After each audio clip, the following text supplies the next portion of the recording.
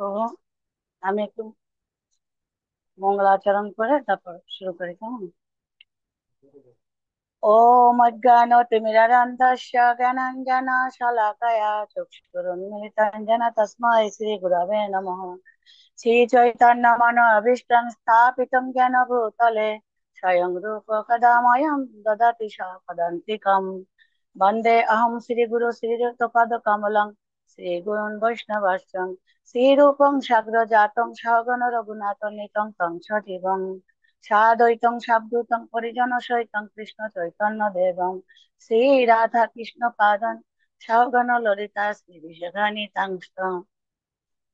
নমো ওম বিষ্ণুপাদায় কৃষ্ণপৃষ্ঠায় ভূতলে শ্রীমতে জয় পতাকা স্বামী ইতি নামিনে নমো আচার্য পাদায় নিতাই কৃপা প্রদায়িনে গৌরকথা দামোদয় নগর গ্রাম তারিণে নমো ওম বিষ্ণুপাদায় কৃষ্ণপৃষ্ঠায় ভূতলে শ্রীমতে ভক্তি বেদান্ত স্বামী ইতি নামিনে নমস্তে সারস্বতী দেবে গৌরবাণী প্রচারিণে निर्विशेष शून्यवादी पश्चात्प्रदेश तारिणे नारायणं नमस्कृतं नरं चैव नरोत्तमं देवीं सरस्वतीं व्यास ततो जयमुदीरये। नष्टप्रायस्य भद्रशिनित्यं भगवत सेवया भगवती उत्तम श्लोके भक्तिर्भवति नष्टके मुखं करोति वाचालं पङ्गुर्लङ्घयति गिरिं यत्कृपातमहं वन्दे परमानन्दं माधव श्रीकृष्णं श्रीचैतन्य ईश्वरम्। कृष्णाय वासुदेवाय देवकीनन्दनाय च नन्दगोपकुमाराय गोविन्दाय नमो नमः। नमो पङ्कजनाभये नमो पङ्कजमालिने नमो पङ्कजनेत्राय नमस्ते पङ्कजजङ्गाय। हरे कृष्ण। जय शिल प्रभुपाद। जय गुरु महाराज। हरे कृष्ण। প্রভু তো উপস্থিত অনেক সুধী সজ্জন মন্ডলী আছেন, আপনাদের চরণে আমার অহেতুকি কোটি কোটি প্রণাম জানাচ্ছি এবং আপনাদের অহেতুকি আশীর্বাদ নিয়ে এবং গুরু গৌরাঙ্গের আশীর্বাদ নিয়ে আমি এই পাঠ শুরু করতে যাচ্ছি। কারণ এখানে আসলে আমার যোগ্যতা নেই। আপনারা এর আগে কুন্তী দেবীর প্রার্থনায় অনেক বরিষ্ঠ ভক্তরা এসেছেন, যারা শুদ্ধ ভক্ত, তাদের শ্রীমুখ থেকে কুন্তী দেবীর প্রার্থনা শ্রবণ করেছেন। আমি আসলে ওই ক্যাটাগরির না, কিন্তু যেহেতু প্রভু আদেশ করেছেন তাই আপনাদের সবাই আশীর্বাদ নিয়ে আমি সামান্য কিছু বলার চেষ্টা করছি। ভুল ত্রুটি ক্ষমা করবেন। হরে কৃষ্ণ। তাই এই কুন্তী দেবীর প্রার্থনা আমরা জানি, সূচনাতে আপনারা সবকিছু শ্রবণ করেছেন। কুন্তী দেবীর প্রার্থনা, কুন্তী দেবী কে ছিলেন, সবকিছু এটা আমি ডিটেলস বলতে চাচ্ছি না। এখন আমি আসছি যে মানে আসলে কুন্তী দেবীর যে স্তুতি, বিভিন্ন ধরনের স্তুতি আছে আমাদের ভাগবতমে। আমরা বিভিন্ন স্তুতি দেখি যে গজেন্দ্রের স্তুতি আছে, তারপরে হচ্ছে ধ্রুব মহারাজের, প্রহ্লাদ মহারাজের, ভীষ্মদেবের স্তুতি আছে, কুন্তী স্তুতি আছে। কুন্তী স্তুতিটা এত প্রিয় কেন? আসলে ছিল প্রভুপাদের এই কুন্তী স্তুতিটা অত্যন্ত প্রিয় ছিলেন। প্রভুপাদ যখন আমেরিকাতে ছিলেন তখন প্রভুপাদ একবার অসুস্থ হয়েছিলেন। হলে পরে উনি সব ভক্তদের বলেছিলেন যে, তখন এই ভাগবতমের সমস্ত কিছু আসেনি, তখন সমস্ত ভক্তদের উনি প্রার্থনা করতে বলেছিলেন ভগবানের কাছে, বেশি করে নাম জপ করতে বলেছিলেন এবং আপনার নৃসিংহদেবের স্তুতি করতে বলেছিলেন। তার সাথে সাথে উনি বলেছিলেন যে কুন্তী দেবীর প্রার্থনা স্তুতি করতে। উনি ব্রহ্মানন্দ প্রভুকে বলেছিলেন যে, যখন গুরু প্রভুপাদ অসুস্থ ছিলেন তখন বলছিলেন যে তুমি স্থিতি পাঠ করো। তা প্রভুপাদ যে ভাগবতমটা নিয়ে গেছিলেন, সেই ভাগবতম থেকে ব্রহ্মানন্দ প্রভু আর কি পাঠ করে শ্রবণ করেছিলেন। তখন গুরু মহারাজ প্রভুপাদ অত্যন্ত সুন্দর করে চোখ বন্ধ করে খুব ভালোভাবে শ্রবণ করছিলেন এবং অত্যন্ত হৃদয় দিয়ে শ্রবণ করছিলেন। আমরা এ থেকে বুঝতে পারি যে প্রভুপাদের আসলে কোন স্থিতিটা কত প্রিয়। আর আমাদের সকলেরই ভগবানের কাছে প্রার্থনা করা উচিত, যেহেতু আমরা আহ আসলে জানি না যে কিভাবে প্রার্থনা গুলো করতে হয়। তাই আমরা ভাগবতমের বিভিন্ন যে প্রার্থনা গুলো আছে তার থেকে নিয়ে যদি আমরা চেষ্টা করি, তাহলে অবশ্যই আমরা এই প্রার্থনা করলে করলে ভগবান আমাদের প্রতি অত্যন্ত প্রসন্ন হবেন, গুরু গৌরাঙ্গ প্রসন্ন হবেন। এটাই আর কি। যা হোক, আমার আজকে আর কি আমরা আমার আজকে এই আলোচ্য বিষয় কুন্তী দেবীর প্রার্থনার। কুন্তী দেবীর প্রার্থনায় আছে গিয়ে কত, আমরা ভাগবতমে জানি যে কুন্তী স্তুতি প্রার্থনা, কুন্তী দেবীর প্রার্থনা অষ্টম অধ্যায়ের 18 নম্বর শ্লোক থেকে 43 নম্বর শ্লোক পর্যন্ত আছে ভাগবতমে। তা আজকে আমার এই আলোচ্য বিষয় হচ্ছে কি আপনার কুন্তি স্তুতিতে হচ্ছে কি 13 নম্বর শ্লোক, আর ভাগবতমে হচ্ছে কি আপনার 30 নম্বর শ্লোক। কেমন? তাহলে আমি একটু পাঠ করার চেষ্টা করছি, শ্লোকটা পাঠ করে আমার প্রভুপাদ এখানে কি তাৎপর্য দিয়েছেন একটু চেষ্টা করব, তারপরে একটু কি বলতে পারি দেখি। হরে কৃষ্ণ। জন্ম কর্ম চ বিশ্ব আত্মন অজস্র অক্রতু আত্মনঃ যজ্ঞে ঋষিষু তদেষু তৎ অত্যন্ত বিড়ম্বনম। অনুবাদ: হে বিশ্ব আত্মা, তুমি প্রকৃত কর্মরহিত হওয়া সত্ত্বেও কর্ম করো। তুমি প্রকৃত জন্মরহিত এবং সকলের পরমাত্মা হওয়া সত্ত্বেও জন্মগ্রহণ করো। তুমি পশু, মানুষ, ঋষি এবং জলচর কুলে অবতরণ করো। স্পষ্টই এই সমস্ত অত্যন্ত বিমোহিতকর। তাৎপর্যে প্রভুপাদ লিখেছেন যে ভগবানের চিন্ময় লীলা কেবল বিমোহিতকর নয়, তা আপাত দৃষ্টিতে বিরুদ্ধ ভাব সমন্বিত। পক্ষান্তরে বলা যায় যে তা মানুষের সীমিত চিন্তা শক্তি অতীত। ভগবান হচ্ছেন সমস্ত অস্তিত্বের সর্বব্যাপক পরমাত্মা, তথাপি তিনি পশুদের মধ্যে শূকর রূপে, মানব কুলের মধ্যে রাম কৃষ্ণ আদি রূপে, ঋষিদের মধ্যে নরনারায়ণ রূপে এবং জলচরদের মধ্যে মীন রূপে অবতীর্ণ হন। তথাপি তাকে বলা হয় অজ। এই জগতে তার করণীয় কিছুই নেই। শ্রুতিমন্ত্রে বলা হয়েছে যে পরম ব্রহ্মের করণীয় কিছুই নেই। কেউই তার সমকক্ষ নয় অথবা তার থেকে কেউ শ্রেষ্ঠ নয়। তার বিবিধ শক্তি রয়েছে এবং তার স্বাভাবিক জ্ঞান, বল এবং ক্রিয়ার দ্বারা সবকিছু সম্পন্ন হয়। এই সমস্ত উক্তি নিঃসন্দেহ প্রমাণ করে যে ভগবানের লীলা, রূপ এবং কার্যকলাপ আমাদের সীমিত চিন্তা শক্তি অতীত, এবং যেহেতু তিনি অচিন্ত শক্তি সম্পন্ন, তাই তার পক্ষে সবকিছুই সম্ভব। তাই কেউ তাকে সঠিকভাবে অনুমান করতে পারবে না। ভগবানের প্রতিটি কার্য সাধারণ মানুষের পক্ষে বিমোহিত করে। বৈদিক জ্ঞানের দ্বারা তাকে জানা যায় না, কিন্তু শুদ্ধ ভক্তরা তাকে সহজেই জানতে পারেন, কেননা তারা তার সঙ্গে অন্তরঙ্গভাবে সম্পর্কিত। ভক্তেরা তাই জানেন, যদিও তিনি পশুকুলে আবির্ভূত হন, তথাপি তিনি পশু নন। মানব কুলে আবির্ভূত হলেও তিনি মানুষ নন। ঋষিদের মধ্যে আবির্ভূত হলেও তিনি ঋষি নন, এবং জলচরদের মধ্যে আবির্ভূত হলেও তিনি মৎস্য নন। তিনি শাশ্বত পরমেশ্বর ভগবান। তো হরে কৃষ্ণ। এখানে প্রভুপাদ আহ বলছেন যে কুন্তী দেবীর এই যে প্রার্থনা, কুন্তী দেবীর যে এই সমস্ত প্রার্থনাগুলো করেছেন, আসলে উনার নিজের উপলব্ধি থেকে এই প্রার্থনাগুলো করেছেন। উনি ভগবানের কাছে প্রার্থনা করছেন কারণ উনি সুখের সময়, আমরা জানি সবাইকে বিপদে পড়লে দুঃখে পড়লে ভগবানের প্রার্থনা করে, কিন্তু কুন্তী দেবীর চরিত্র এমনই একটি, যিনি কি করেছেন সুখের সময়, অর্থাৎ ভগবান তখন সমস্ত কিছু ওনাদের রাজ্য দিয়ে জয়লাভ করে সব সুখ আসছে, তখনই ভগবান কি করছেন ওনার ধামে, মানে ওনার দ্বারকায় ফিরে যেতে চেয়েছেন। এমতো অবস্থায় কুন্তী দেবী আর কি এই সমস্ত প্রার্থনা গুলো করেছেন। তা আমরা জানি ভগবানকে, কেউ ভগবানকে বিভিন্ন প্রার্থনার মধ্যে কুন্তী দেবী বলছেন যে ভগবান কি হচ্ছে গিয়ে, ভগবান হলো গিয়ে কি বলছেন যে তোর বিশ্ব আত্মা। ভগবান কেমন বিশ্ব আত্মা বলেছেন, কেন কুন্তী দেবী এখানে প্রার্থনায় বলেছেন ভগবান বিশ্ব আত্মা, অর্থাৎ ভগবান হচ্ছে কি সমস্ত কিছুর মধ্যে আছেন, পরমাত্মা রূপে আছেন তিনি সকলের দেহের ভিতরে পরমাত্মা রূপে আছেন। আমরা কারণ জানি যে আমাদের ভিতরে যে প্রাণ শক্তি আছে, এই প্রাণ শক্তি হচ্ছে আত্মা। যার কারণে হচ্ছে কি এই পরমাত্মা থাকলে আমরা কি করতে পারি, যার জন্য আমরা হলো গে আমাদের এই যে শরীরটা, এই শরীরটা হচ্ছে কি সক্রিয় হচ্ছে, এবং যে এর মধ্যে যে প্রাণ শক্তি আছে সেই পরম প্রাণ শক্তি হচ্ছে কি পরমেশ্বর ভগবান। হ্যাঁ, অতএব তার জন্মগ্রহণের প্রশ্ন কোথায়?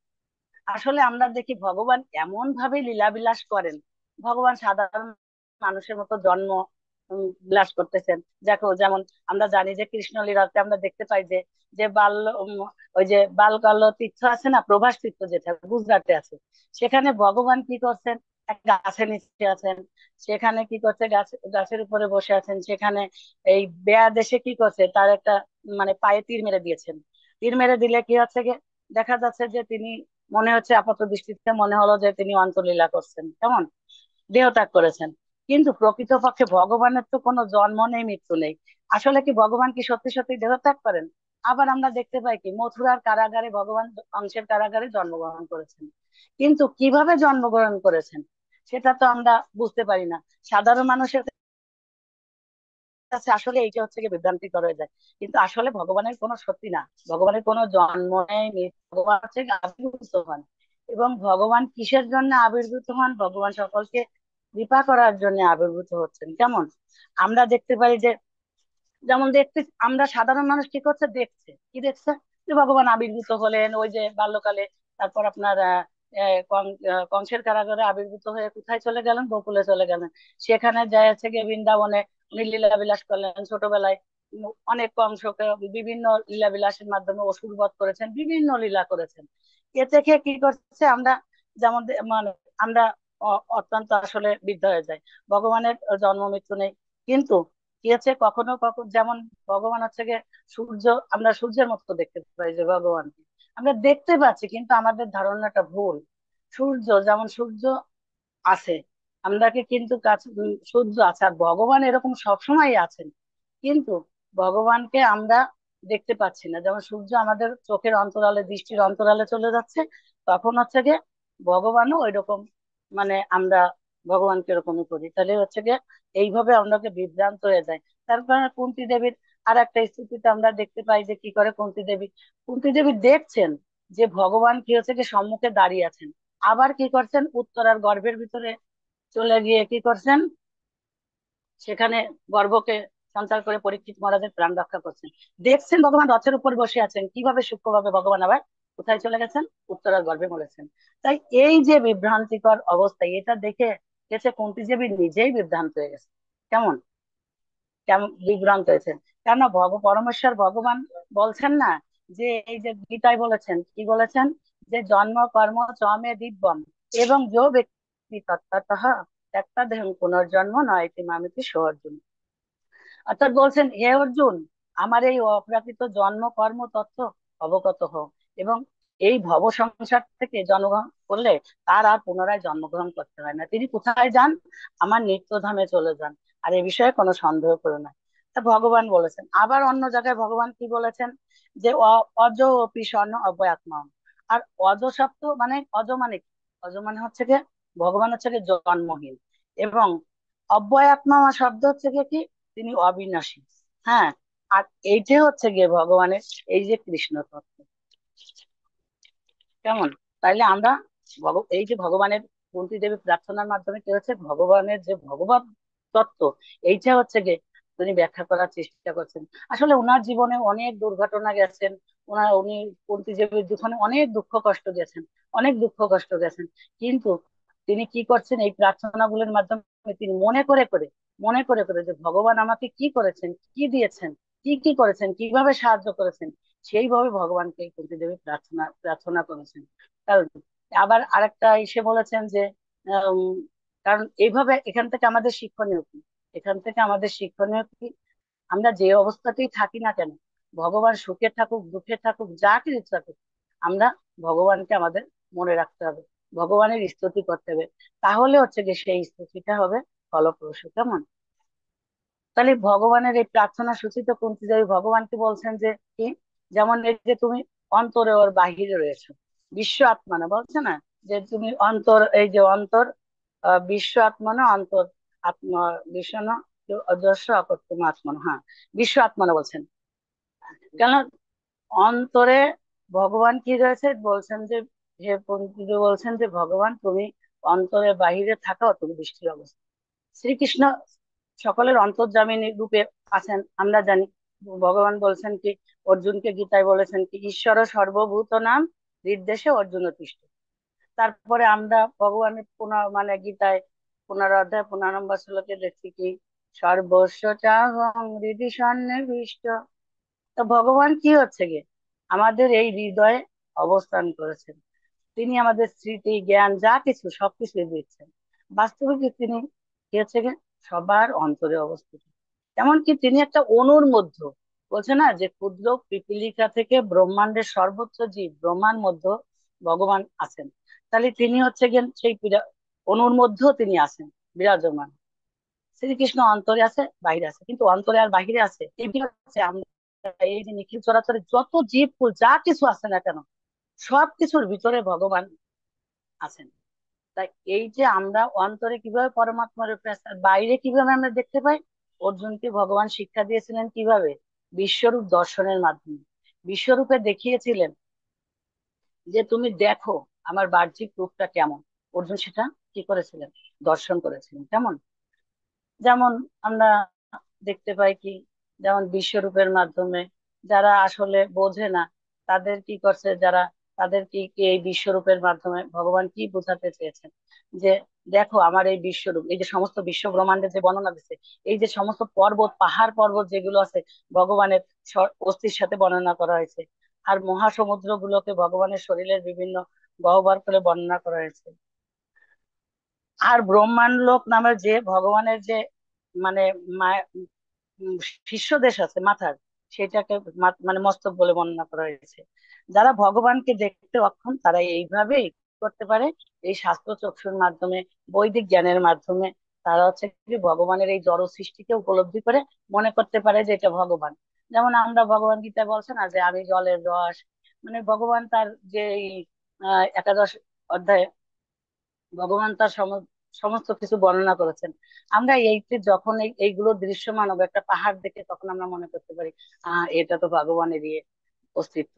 তাই এটা হচ্ছে কি যারা ই ভক্ত তাদের জন্য। ভগবানকে চিন্তা করার সময় আমরা কি করতে পারি, যেমন মানে ভগবানকে আকাশের কথা চিন্তা করে, যে আকাশ আসলে ভগবানের যে মহাত্মত্ব, এই মহাত্মত্বটা চিন্তা করে, যে আকাশ আসলে কত বিশাল, প্রশান্ত মহাসাগর কত বিশাল। হ্যাঁ, এই প্রশান্ত মহাসাগরটা হচ্ছে কি ভগবানের নাভি। আর এই যে বৃক্ষলতাগুলি যেগুলি আছে, সেগুলোকে ভগবানের কেশের সঙ্গে তুলনা করেছে, চুলের সঙ্গে। আর যে পাতাল পাতাল লোক, সেই পাতাল লোককে ভগবানের কি বলছে, ভগবানের যে পদদেশ, সেইভাবে বর্ণনা করেছে। এইভাবে আমরা ভগবানের মহত্তত্ব বুঝতে পারি। মানুষ আহ অধ্যয়ন করে কতটা মহত্তত্ব বুঝতে পারবে, আসলে এতটা মহত্তত্ব না, ভগবান যে কত মহান কত মহান সেটাকে উপলব্ধি করতে পারেন। হ্যাঁ, যেমন আমরা বলতে পারি কি, যেমন ভগবান আহ, আচ্ছা, ভগবান শ্রীকৃষ্ণ কি করতে পারেন, আচ্ছা, ও যেমন উনি বড় বৃহৎ থেকে বৃহৎ হতে পারেন, আবার তেমন দেখা যায় যে ক্ষুদ্র থেকে ক্ষুদ্র ভাবে হইতে পারেন। হ্যাঁ, তাই এই বিশ্ব চরাচরের যে প্রকাশ আছে, তার একটু তিনি ক্ষুদ্র কীটের মধ্যেও আছে। আসলে দেখা যায় যে আমরা দেখতে পাই কি, যে এই যে বর্তমান যুগ, এই বর্তমান যুগে যা কিছু হচ্ছে কি শ্রেষ্ঠ, সবকিছুই ভগবান। ভগবান তার উম গীতায় বলেছেন না যে এর থেকে আমার শ্রেষ্ঠ নাই, তার শ্রেষ্ঠত্ব প্রমাণ করছে, আমি সবকিছু শ্রেষ্ঠ, সবকিছু সবকিছুর ভিতরে উনি শ্রেষ্ঠ, সেই শ্রেষ্ঠ কথা বলছেন। কিন্তু আমরা, আর এই যে জড়জগতের মানুষ কি করে, একটা জিনিস সামান্য একটা জিনিস তৈরি করে মনে করে কি, যে আমি অনেক শ্রেষ্ঠ, অনেক কিছু তৈরি করে ফেলেছি।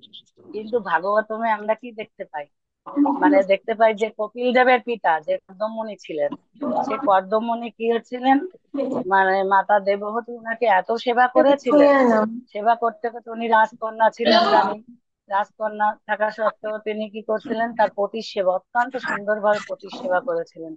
তাই পতি উনাকে কি করলেন, পুরস্কার স্বরূপ, যে মেয়েরা আসলে কি চাই, মাতাজিরা চাই যে একটা ভালো গৃহ, ভালো কিছু চায়। সেই জন্য উনি কি করলেন, ওনারই কোলে একটা প্রাসাদ নির্মাণ করলেন, এত বড় প্রাসাদ, মানে একটা শহরের মতো তুল্য প্রাসাদ নির্মাণ করেছিলেন। কেমন, যে যে প্রাসাদটা কি করতে হলো, সেই বিমানটা তৈরি করেছিলেন। মানুষ কি পারবে যে ওই যে পৃথিবীতে ক্ষুদ্র একটা জন্তু, যেমন একটা পাখি উঠতেছে, একটা পশু মানে ছোট্ট ক্ষুদ্র পাখি কিভাবে ওড়ে, কিন্তু মানুষ তো ওই ধরনের কিছু তৈরি করতে পারে না, সৃষ্টি করতে পারে না, তাই না? তাই এই যে যে বিমানটা তৈরি করেছিলেন কর্দমমণি মাতা দেবহূতির জন্য, তাহলে সেই বিমান কোথায় ছিল, ব্রহ্মাণ্ডের সর্বত্র বিচরণ করতে পারছেন, ঘুরে বেড়াচ্ছেন। কেমন, তাই এই যে কপিল দেবের এই এই যে কাহিনী থেকে আমরা দেখতে পাই যে কত সৃষ্টি। আর ভগবানকে এটা কি করেছিলেন কর্দমমণি, কিভাবে করেছিলেন তারা, তার যোগ শক্তির মাধ্যমে, যোগ বলের মাধ্যমে করেছিলেন। কিন্তু ভগবানকে কি বলা হয়েছে, ভগবানকে বলা হয়েছে কি, ভগবান হলো গে যোগেশ্বর, অর্থাৎ যত যোগ বল আছে তার অধীশ্বর হচ্ছে কে পরমেশ্বর ভগবান। কেমন, তা মানুষের যোগ, তার থেকে মানুষ যোগ সাধনা করে কি করতে পারে, কিছুই করতে পারে না। ভগবদ গীতায় ভগবান কি বলেছেন, যে যেখানে হচ্ছে গিয়ে যোগেশ্বর লীলা পুরুষোত্তম শ্রীকৃষ্ণ আছেন, যেখানে ধনুর্ধর পার্থ আছে, সেখানে হচ্ছে গিয়ে সব কিছু রয়েছে, আর সবকিছু থাকবে। তাই আমাদের কি করতে হবে, আমাদের আসলে স্মরণ রাখা উচিত যে সর্বদা কি করতে হবে, শ্রীকৃষ্ণের সান্নিধ্যে থাকলে আমরা পূর্ণতা প্রাপ্ত হতে পারি। আমরা জানি যে ভগবান হচ্ছে কি সর্বপূর্ণ। আমরা নিশ্চয়ই স্তুতিতে পড়ছি না, ওম পূর্ণমদ পূর্ণমিদম পূর্ণাৎ পূর্ণমুদচ্যতে।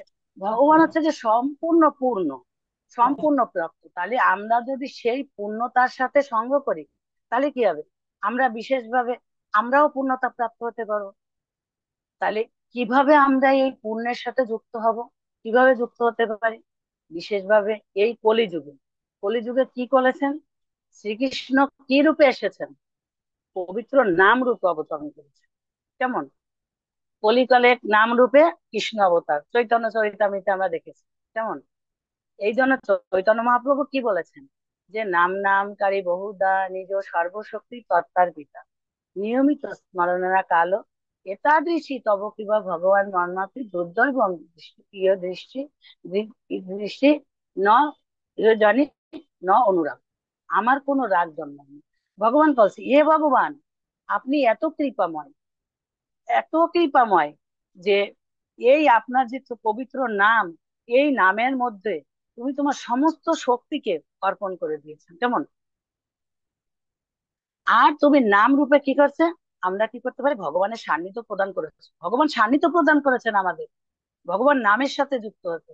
এই নাম এত পবিত্র যে যে কোনো পরিস্থিতিতে নিয়ে যায়। তাহলে আমরা পবিত্র বস্তুর সাথে যখন যুক্ত হব, তখন আমরা অটোমেটিক পবিত্র হয়ে যাব। আর বলছেন যে এই নাম গ্রহণের সময় কোনো নিয়মিত কাল, কোনো নিয়ম লাগবে না, কোনো কালের নাম, কালের বহির্ভূত, নিয়মের বহির্ভূত, যখন তখনই এই কৃষ্ণ নাম নিয়ে যায়। আপনারা অবশ্যই কৃষ্ণ নামের অনেক মহিমা শ্রবণ করেছেন। নামের মহিমা, নামের মহিমা তো বলে শেষ করতে পারবো না।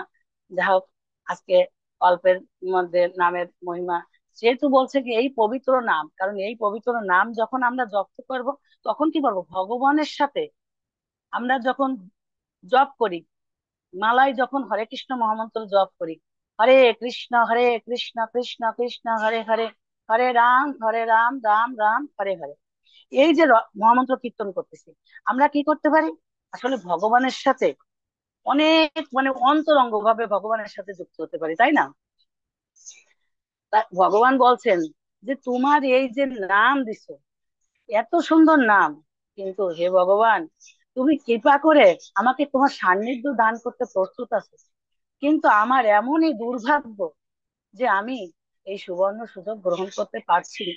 নামের প্রতি আমার রুচি নেই, আমার হচ্ছে না। তাই সেজন্য কি করেছেন, সেগুলো প্রভুপাদ হলো যে আমাদের জন্য কি করেছেন, এই যে কৃষ্ণ অবমানিত আন্দোলন, তিনি কি করছেন, মানুষকে শুধু অনুরোধ করছেন, কি অনুরোধ করছেন, একটু হরে কৃষ্ণ কীর্তন করার জন্য, যে আপনার হরে কৃষ্ণ মহামন্ত্র কীর্তন করুন এবং সুখী হন। মানুষের কাছে যাচ্ছে, আমাদের দেখা যায় যে প্রচারক যারা না আছেন, ভগবানের শুদ্ধ ভক্তরা কি করছেন, তারা নিজেদের জীবন বিপন্ন করেও তারা মানুষের দ্বারে দ্বারে যাচ্ছে, গিয়ে কি করছেন, এই হরিনামের মহামন্ত্র সবাইকে বলছেন আপনারা একটু এই মহামন্ত্র গ্রহণ করুন, মহামন্ত্র গ্রহণ করুন। আর প্রভুপাদ কি বলেছেন, মানে হরে কৃষ্ণ কীর্তন করুন এবং সুখী হন। তাই আমরা আসলে প্রকৃত সুখ যে কোথায়, সেই সুখটা তো আমরা বুঝতে পারছি না। তাই ভগবানের নামকে এত সুলভ করে দিয়েছেন, এত সুলভ। ভগবান এই নামকে নামের প্রচার করার জন্য ভগবান কি করেছেন, নিজে আবির্ভূত হয়েছেন। শ্রী চৈতন্য মহাপ্রভু, নিত্যানন্দ প্রভু, অদ্বৈত মহাপ্রভুর হুঙ্কারে চৈতন্য মহাপ্রভু নবদ্বীপে আসলেন। কি করলেন, এই কলিহত জীবদের উদ্ধার করার জন্য। ভগবান এত কৃপাময়, কৃষ্ণ তো গীতার জ্ঞান দান করে চলে গেলেন, কিন্তু দীর্ঘদিন হয়ে গেছে, 5,000 বছর চলে গেল, কিন্তু মানুষ সেই একই আচরণ করছেন। তাই অদ্বৈত হুঙ্কারে শালগ্রাম শিলায় তুলসীপত্র গঙ্গা জল দিয়ে তিনি ভগবানকে কাছে প্রার্থনা করলেন যে এই জীবের কি অবস্থা হবে, কিভাবে এরা উদ্ধার পাবে, হে ভগবান আপনি আসুন কৃপা করে এদের উদ্ধার করুন। তাই সেই ডাকে সাড়া দিয়ে চৈতন্য মহাপ্রভু আসলেন। আর তিনি নামকে এত সুলভ করে দিয়েছেন, বলছেন না, নিত্যানন্দ প্রভুকে যে যারে দেখো তারে করো কৃষ্ণ উপদেশ, আমার আজ্ঞায় গুরু হয়ে তারও দেশ। তো চৈতন্য মহাপ্রভু, নিত্যানন্দ প্রভু, অদ্বৈত আচার্য, শ্রীবাস ঠাকুরকে ওনাদের বললেন যে এই নাম প্রচার করতে, এই নামের মহিমা সর্বত্র ছড়িয়ে দিতে বললেন। যারে দেখো তারে বলো বলতে বলছেন। কিন্তু এত সুলভ করে দিয়েছেন, আর এই নামের জন্য তিনি নাম দিয়ে পবিত্র হয়ে কিভাবে এই হরিনামের মাধ্যমে জীব উদ্ধার হতে পারে সে ব্যবস্থাও করে দিয়েছেন। আমরা জানি জগাই মাধায়ের মতন অত্যন্ত পাপিষ্ঠ ব্যক্তিও কি করেছেন এই হরিনামের জন্য, মানে উদ্ধার পেয়ে গেলেন। কেমন তা ভগবান এই যে অবতরণ করেন, হ্যাঁ, এই যে ভগবানের এই যে, কারণ এই যে আমাদের এই কলিযুগের মানুষের এত দুর্ভাগ্য কেন, এই ভাগ্যে ভগবান মানে দুর্ভাগ্য করেন সমস্ত জীবকুলকে উদ্ধার করার জন্যই ভগবান আসছেন, আবির্ভূত হয়েছেন। আর শ্রী চৈতন্য মহাপ্রভুর এই যে হরে কৃষ্ণ মহামন্ত্র, মানে ভগবান শ্রী চৈতন্য মহাপ্রভু যে বলেছেন যে, হ্যাঁ, পৃথিবীতে আছে যত নগরাদি গ্রাম সর্বত্র প্রচার হইবে মোর এই নাম। আর এই নামকে সার্থক করার জন্য কি করছেন শিল প্রভুপাদ এসেছেন, আজকে বিশ্বের কোনায় কোনায় সর্বত্র এই হরিনামের মহামন্ত্র ছাড়িয়ে দিয়েছেন। আজকে এই কৃষ্ণ ভাবনামিত আন্দোলনের মাধ্যমে কি করছে, সকলকে তার ভাগ্য ফিরিয়ে আনার জন্য চেষ্টা করছেন। আর এই যে মহান মহান যেসব ভক্তরা আছেন তারা চেষ্টা করছেন। আর এই আন্দোলন কিসের জন্য? মহাপ্রভু আন্দোলন করছে জীবকে উদ্ধার করার জন্য। ভগবানের তো আমাদের প্রতি ভগবানের তো অনেক করুণা আছেন, করুণা বশত ভগবান এসেছেন, কিন্তু আমরা সেই করুণাটা নিতে পারছি না। তার মানে হলো ভগবান তার শুদ্ধ ভক্তদের মাধ্যমে আমাদের এই কৃপাটা লাভ করার চেষ্টা করছেন। তাহলে এখন আমাদের কর্তব্য দেখো, আমাদের সকলের কর্তব্য হচ্ছে গিয়ে এই কৃষ্ণ ভাবনামৃত আন্দোলনে আনান করা এবং আমাদের যোগদান করা, এবং তাতে আমাদের যাতে আধ্যাত্মিক প্রাপ্তি ঘটে সেই চেষ্টা করা নাকি। আসলে শ্রীকৃষ্ণ এই জড়জগৎ অবতরণ করলেও সকলে কিন্তু তাকে চিনতে পারেননি। কেমন? কারণ তিনি হচ্ছেন পরমেশ্বর ভগবান। যদিও তিনি প্রয়োজনের সময় নিজেকে ভগবান বলে প্রমাণ করেন, তবুও তিনি একজন সাধারণ মানুষের মতো কি করছেন, আবির্ভূত হন। যেমন আমরা একটা উদাহরণের মাধ্যমে বলতে পারি যে আবির্ভূত হচ্ছে কিন্তু কেউ তাকে কিভাবে চিনতে পারছেন না। যেমন আমরা দেখি যে কুন্তী দেবীর আগে প্রার্থনায় বলেছেন যে কেন চিনতে পারছি না, কারণ মায়ার জবনিকা আমাদের ভিতর, যে মায়ার সামনে একটা পর্দা লাগিয়ে দিয়েছেন আমাদের চোখের সামনে, তাই আমরা চিনতে পারছি না চিনতে পারছি না। কারণ কি? আর এই চিনবো কি করে? ভগবান যে এমন ভাবে নাটক করেন, ভগবান যে নাটক যেভাবে করেন, যেভাবে একদম সাধারণ মানুষের মতো অভিনয় করছেন, মানুষ তো বিভ্রান্ত হয়ে যাবে। কারণ কি, দেবতারা পর্যন্ত বিভ্রান্ত হয়ে গেছে, তাই না? আমরা কৃষ্ণলীলায় দেখতে পাই না যে সেই ইন্দ্র বিমোহিত হয়ে গেলেন, ব্রহ্মা পর্যন্ত বিমোহিত হয়ে গেলেন ব্রহ্ম বিমোহন লীলা। কারণ ভগবান সাধারণ বালকের মতো সেই ছোটবেলায় কি করেছিলেন, এই গোপ বালকদের নিয়ে যখন ভোজন করছিলেন তখন কি করছেন, যে মানে খাবার, এঁটো খাবার, গোপ বালকরা তাকে ভালোবেসে কি করছে, এই এঁটো খাবার নিয়ে ভগবানকে বলছে, কৃষ্ণ দেখো দেখো আমার মা এটা দিয়েছে, তুমি খাও খাও খাও, এটা খাও, ওটা খাও, এই দিচ্ছে ভগবানকে এঁটো। ব্রহ্মা কি করলেন, এটা এটা দেখে উনি বললেন না, এ তো কৃষ্ণ হতে পারে না। আর বিশেষ করে যখন মধুমঙ্গল মানে যখন খাচ্ছিলেন, ভগবান কি করছেন, ঘোল খাচ্ছিলেন, তখন ভগবান কি করছেন, কি মধুমঙ্গল ব্রাহ্মণের সন্তান অন্য জায়গায় যে ঘোল খাচ্ছিলেন, আর মধুমঙ্গলের কি করছে ভগবান, তার এটো কিভাবে খেয়েছেন, মুখের সাথে মুখ সেট করে দিয়ে মধুমঙ্গল সমস্ত ঘোলটা মুখের মধ্যে নিয়েছেন, আর মুখের সাথে মুখ সেট করে দিয়ে এইভাবে থাপ্পড় দিয়ে সমস্ত আসছেন। এটা দেখে ব্রহ্মা একেবারে বেশি বিমোহিত হয়ে গেছেন যে আসলে এটা ভগবান না। তো যেখানে দেবতারা পর্যন্ত বিভ্রান্ত হয়ে যাচ্ছে, মুগ্ধ হয়ে যাচ্ছেন, সেখানে আমাদের আর কি কথা? আমরা কিভাবে এটা পরমেশ্বর ভগবানকে চিনতে পারবো বা জানতে পারবো? কারণ তিনি সাধারণ মানুষের মতোই আসছেন। আমরা ভগবানের যে অদ্ভুত অদ্ভুত কর্মগুলো দেখতে পারি, ছোটবেলায় দেখি ভগবান কি করেছেন। সাধারণ মানুষ জন্য আসলেও উনি ভগবান, উনি যে কোলেই আসুক না কেন, পশু কুলে আসুক, যেভাবে আসুক না কেন, উনি সবসময় ভগবান, তাই না? আর সবকিছুর উৎসই হচ্ছে গিয়ে পরমেশ্বর ভগবান। ভগবান বলছেন না যে অহম সর্বস্ব প্রভব মত্ত সর্বং প্রবর্ততে ইতিমত্তা ভজন্তে মা বৌদ্ধ ভব সমানে। ভগবান হচ্ছে গিয়ে সবকিছুর উৎস।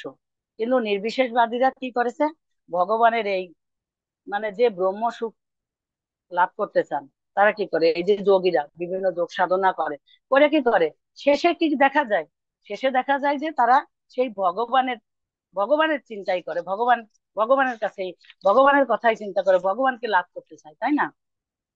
তাহলে ভগবান যেমন গীতায় বলেছেন না, যে যে যথামাম প্রপদ্যন্তে তাং তথাপি ভগবান। তা ভগবান কিভাবে, যে যেভাবে ভগবানকে ভজনা করবেন, ভগবান সেইভাবে তাকে কৃপা করবেন, তাই না? কৃপা করবেন। তাহলে ভগবানের ভজনা কারা করে? আমরা দেখি যে ভগবানকে উপলব্ধি করতে যায় তিন ভাবে। কেমন? ব্রহ্ম, পরমাত্মা এবং ভগবান। ভগবান বলছেন না যে আমাকে তিন ভাবে ভগবানকে তিন ভাবে উপলব্ধি করতে, আমি ভাগবতনে জানি। যেমন ব্রহ্মটি, পরমাত্মাটি, ভগবানটি শব্দটি। তা ভগবানকে উপলব্ধি করার তিনটা পথ। তা ব্রহ্ম উপাসনা যারা করেন, যারা জ্ঞানী ব্যক্তি, তারা ব্রহ্ম উপাসনা করেন। যারা হচ্ছে গিয়ে যোগী, তারা পরমাত্মার উপাসনা করে। আর ভক্তরা কি করেন? ভগবানের উপাসনা করেন। তো ভগবানের উপাসনা করা হচ্ছে কি সহজ, কারণ ভগবানকে সর্বস্ব জানতে পারে। আর ভগবানকে জানতে পারলে তো আর কোনো কিছু দরকার হয় না, কেমন উপলব্ধি করা যায়। আর যারা অজ্ঞ মূঢ়, তারা ভগবানকে কখনো জানতে পারে না। জানতে পারে? জানতে পারে না। আচ্ছা, দেখা যায় যে ভগবান যে এই যে আমরা বলতে পারি যে ভগবানের যে মানে ভগবত তত্ত্ব তারা জানে না, এই মূঢ় ব্যক্তিরা কখনো জানতে পারবে না। মূঢ় ব্যক্তিরা জানতে পারে না।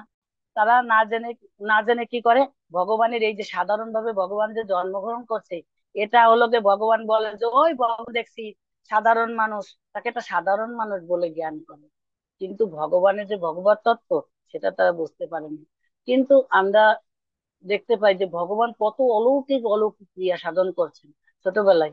তিনি 7 বছর বয়সে গৃহবর্ধন ধারণ করেছেন। তারপরে আপনার 3 মাস বয়সে পুতনা বধ করেছেন, অগাসুর বকাসুর কত অসুর বধ করেছেন ভগবান, নাকি? এইগুলো দেখে কি হয়, এগুলো দেখে সাধারণ মানুষ কি, ভগবান ভগবান ছোট বয়সে যখন ছোট ছিলেন তখনও ভগবান, যখন বিরত হয়েছেন মানে যা অলৌকিক কিছু করছেন সেটা তখনও ভগবান। কিন্তু এই যে যে ব্রজবাসীরা আসলে ভগবানকে ভালোবাসেন কিভাবে? 5টি রসের মাধ্যমে ভগবানকে ভালোবাসা যায়, কেমন? যা আমরা জানি, শান্ত, দাস্য, সখ্য, বাৎসল্য এবং মাধুর্য, এই রসে ভালো। কিন্তু বৃন্দাবনের যা কৃষ্ণকে ভালোবাসেন, তারা কিন্তু তারা ভগবানের ভগবত তত্ত্ব চিনতে চায় না। তারা ভগবত তত্ত্ব জানে না। তারা হচ্ছে যে ভগবানকে বাসনা, কৃষ্ণ তুমি আমার, কৃষ্ণ সখা, আমার সখা কৃষ্ণ, সেইভাবে গোপবালকরা তাকে ভালোবাসেন। আর এই যে মা যশোদা, নন্দ মহারাজ, ইন্দ্রা বাৎসল্য প্রেমে ভালোবাসেন। ব্রজ গোপিকারা তাকে মাধুর্য রসে ভালোবাসেন, বিভিন্ন রসে তাকে ভালোবাসেন, কেমন? তাইলে আর সাধারণ যারা লোক আছে, তারা কি করছে, যে এই যে ধর্ম, অর্থ, কাম, মোক্ষ, এই লাভে অসীম। কিন্তু চৈতন্য মহাপ্রভু কি করেছেন? এইগুলিকে উপেক্ষা করেছেন। তিনি বলেছেন এটা জীবনের চরম লক্ষ্য নাই। চরম লক্ষ্য কি? আমাদের জীবনের চরম লক্ষ্য হচ্ছে গিয়ে কৃষ্ণ প্রেম লাভ করা, কেমন? কৃষ্ণ প্রেম লাভ লাভ করা। তাহলে ভাগবতমে আমরা দেখতে পাই যে কি হচ্ছে, এই কলিযুগের প্রায় 80% লোকই হচ্ছে গিয়ে পাপী। পাপী কারণ তারা হচ্ছে গিয়ে অবৈধ স্ত্রী সঙ্গ করে, আসক পান করে, আমিষাহার করে, দ্রুত ক্রিয়া করে। এবং এই চারটি পাপ জীবনের হচ্ছে গিয়ে, এই চারটি কি পাপ জীবনের হচ্ছে স্তম্ভ স্বরূপ। তাই আগে কি করা দরকার? আগে এই যে পাপ কর্মের যে স্তম্ভ, এই স্তম্ভকে ধ্বংস করতে হবে, যাতে পাপের যাতে পাপ ওর হচ্ছে গিয়ে মানুষের জীবনের যে পাপ, এই পাপটা হচ্ছে গিয়ে ধ্বংস হয়ে যায়, বিধ্বস্ত হয়ে যায়। তখন হচ্ছে গিয়ে পাপ যখন চলে যাবে আমাদের মন থেকে, কারণ হরে কৃষ্ণ মহামন্ত্র কীর্তন করার মাধ্যমে কি হবে, আমাদের হৃদয়টা পবিত্র হবে। আর হৃদয়টা পবিত্র হলে কি করতে হবে? তখন আমরা কি করতে পারবো? কীর্তন করতে পারবো, যেই হরে কৃষ্ণ মহামন্ত্র কীর্তন করব। আর কীর্তন করলে কি করবে আমরা? এই ব্রহ্মভূত স্তরে, হরে কৃষ্ণ, ব্রহ্মভূত স্তরে অধিষ্ঠিতা থাকা যাবে, অধিষ্ঠিত হতে পারবে। আর প্রভুপাদ বলেছেন কি, এই যে এটা হচ্ছে কি সরল পন্থা, আমরা পাপময় জীবন থেকে যাতে উদ্ধার হতে পারি, এই জন্য প্রভুপাদ আমাদের কি করেছেন, এই যে 4টি নিয়ম দিয়েছেন। 4টি নিয়ম আমাদের কি করছে, আমি এইগুলো বর্জন করতে বলেছেন। আর বিধি নিষেধ এগুলো হচ্ছে নিষেধ। আমিষার বর্জন, নেশা বর্জন, দ্রুত ক্রিয়া বর্জন, অবৈধ স্ত্রী সঙ্গ বর্জন। হরে কৃষ্ণ, বন্ধ করে এইগুলি হচ্ছে গিয়ে তাহলে এইটা, হরে কৃষ্ণ, তাহলে এই পাপময় কার্য যদি আমরা বন্ধ করতে পারি, তাহলে কি করতে পারবো আমরা? আমরা ভগবানের ভগবানকে উপলব্ধি করতে পারবো, ভগবানের কথা বুঝতে পারবো, আর হৃদয়টা তখন পবিত্র হবে। শুধু পবিত্র হলে কি করবে? আমরা ভগবানকে জানতে পারবো, বুঝতে পারবো, তখন এই যে গীতা ভাগবতের শিক্ষা বুঝতে পারবো, সবকিছু আমাদের জীবন আলোকিত হবে। বলে আস্তে আস্তে ধীরে ধীরে আমরা ভগবানের সান্নিধ্যে যেতে পারবো। কেমন? ভগবান ভগবদ গীতায় কি বলেছেন 7-28 নম্বর শ্লোকে, যে এই জীবনে আর পূর্ব জীবনে যারা পুণ্য কর্ম করেছে, যাদের পাপ কর্মের ফল নিঃশেষ হয়েছে, যারা দ্বন্দ্ব মোহ থেকে মুক্ত হয়েছে, তারাই কৃষ্ণ হয়ে, তারাই কি করছে গে, আমাদের মানে শুদ্ধ হয়ে আমাকে আমার ভজনা করে। সুতরাং আমাদের সবসময় কি করতে হবে? এই হরে কৃষ্ণ মহামন্ত্র কীর্তন করা উচিত, যারা আমরা পাপ থেকে মুক্ত করতে। এই কলিযুগে আসলে কোনো যোগ পদ্ধতি করে লাভ হবে না, কোনো যোগের দ্বারা কোনো কিছু লাভ করতে পারবো না। আমাদের এই কলিযুগে সরল পন্থা হচ্ছে গিয়ে কি? নববিধা ভক্তি। যে নববিধা ভক্তির কথা বলা হয়েছে, শ্রবণং কীর্তনং বিষ্ণু শরণং পাদ সেবনং সক্ষ দাসন আত্মনিবেদন। কেমন? তাহলে এই যে করা, প্রভুপাদ আমাদের যে সরল পন্থাগুলো দিয়ে গেছেন, যে আমরা এই সকাল থেকে রাত্রির পর্যন্ত প্রভুপাদ যে শৃঙ্খলা ভাবে দিয়ে গেছেন, সাজিয়ে গেছেন, আমরা শুধু শুধু সেইটাই ফলো করি, তাহলে কি হচ্ছে? আমরা 24 ঘন্টা ভগবানকে স্মরণে রাখতে পারবো, কৃষ্ণ ভাবনায় থাকতে পারবো। কেমন? আচ্ছা, এখন কথা হচ্ছে যে ভগবান এই যে বলেছেন যে বিভিন্ন পশুকুলে আসছেন, মানুষ কুলে আসছেন নাকি, তাহলে ভগবানের উদ্দেশ্য কি? ভগবানের উদ্দেশ্য থেকে এই সমগ্র জীবকুলকে কৃষ্ণ ভাবনায় উন্নীত করার প্রয়াস, শুধু মানে মানব সমাজেই না, ভগবান চান কি? ভগবান হচ্ছে কি জীবকুলকে উদ্ধার করতে চান, পশু সমাজকে উদ্ধার করতে চান, সকল জীবাত্মা। কারণ পরমেশ্বর ভগবান হচ্ছে কি সবার মধ্যে জীবাত্মা মানে আত্মা রূপে, পরমাত্মা রূপে রয়েছে। আর আমরা হচ্ছে কি কি ভগবানের অংশ। এই অংশ হওয়া সত্ত্বেও আমরা কি করছি? জড়জগৎ অত্যন্ত দুঃখ কষ্ট পাচ্ছি, অত্যন্ত দুঃখ কষ্ট পাচ্ছি। তাই সেই ভগবান এই দুঃখ কষ্ট, দুঃখ দুর্দশা থেকে উদ্ধারের জন্য শ্রীকৃষ্ণ কি করছে? হ্যাঁ, ভগবানের কিন্তু আসলে বিরাট পরিকল্পনা আছে। এই যে আমরা দেখছি ভগবান মৎস্য রূপে আইছে, বরাহ রূপে আইছে, বিভিন্ন রূপে আসছেন, কি কারণে আসছেন? ভগবানের বিভিন্ন পরিকল্পনা আছে। নৃসিংহ অবতার রূপে, নৃসিংহদেব রূপে আসলেন, আবির্ভূত হলেন কি কি ভক্তকে রক্ষা করার জন্য নাকি? তা আমরা জানি যে ভগবান হচ্ছে গিয়ে 3টি কাজ করার জন্য আসেন। সব ভগবান বলছেন না, পরিত্রাণায় সাধুনায় বিনাশায় চ দুষ্কৃতম ধর্ম সংস্থাপনার্থায় সম্ভবামি যুগে যুগে। তো ভগবান আমরা জানি যে 3টি কাজ করার জন্য আসেন, কি কি? সাধুদের রক্ষা করার জন্য, সমাজে ধর্ম স্থাপন করার জন্য, এবং অসুরদের রক্ষার জন্য। কিন্তু ভগবানের হরে কৃষ্ণ আর একটা অন্তর্নিহিত আছে, যেটা হচ্ছে গিয়ে অন্তর্নিহিত হলো, ভগবান চান ভক্তদের আনন্দ দান করতে। ভগবান নিজেও এই সমস্ত লীলা বিলাসের মাধ্যমে নিজেও আনন্দ পান, এবং ভগবানকেও মানে ভক্তদেরও আনন্দ দেন। কেমন? তাহলে ভগবান কি করেন? এই পরিকল্পনার জন্য, মানে আমাদের নিয়ে অনেক পরিকল্পনা আছে, কিভাবে আমাদের উদ্ধার করে তার কাছে নিয়ে যাবেন। ভগবান কি কি ভাবে আসেন? কখনো কি কোনো স্বয়ং স্বয়ং আসেন, এই জড় জগতে আসেন, কখনো কখনো তার ভক্তদের প্রেরণ করেন, আর কখনো কখনো ভগবত গীতার যে এই যে উপদেশ আছে, এই উপদেশগুলো রেখে যান আমাদের জন্য। কেমন? অবতার রূপে কৃষ্ণ সর্বত্র আবির্ভূত হন। তিনি পশু মানে বরাহ রূপে আসছেন, ঋষি রূপে আসছেন, এমনকি জলচরদের মধ্যেও অবতরণ করেন, যেমন মৎস্য রূপে। এইভাবে কৃষ্ণের জন্ম, আবির্ভাব ও অন্তর্ধান সকলেই বিভ্রান্তিকর। এখন এই বিভ্রান্তিকর কথায় আসা যাচ্ছে, একটা উদাহরণের মাধ্যমে আমরা যখন বলতে পারি, যেমন এরা আসেন যে, তা কে তাকে বুঝতে পারে, কে তাকে বুঝতে পারেন না।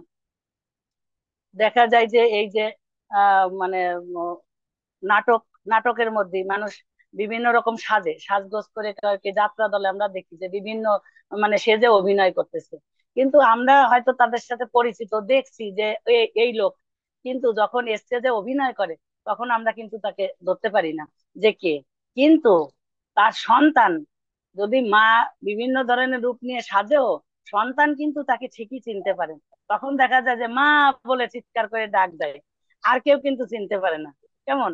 তাইলে তাহলে কে চিনতে পারবে ভগবানকে? তার যে শুদ্ধ ভক্তরা আছে তারাই ভগবানকে একমাত্র চিনতে পারবে, ভগবান যে রূপেই আসুক আসুক না কেন। হ্যাঁ, তাহলে আমরা জানি যে এই যে ভগবানের এই যে যে বিভ্রান্তিকর লীলা, এই মায়াবদ্ধ জীব হচ্ছে গিয়ে, মায়াবদ্ধ জীব হচ্ছে কি কি, এই আমরা হচ্ছে কি কি প্রকৃতির যে মায়াবদ্ধ জীবটা, আমরা প্রকৃতি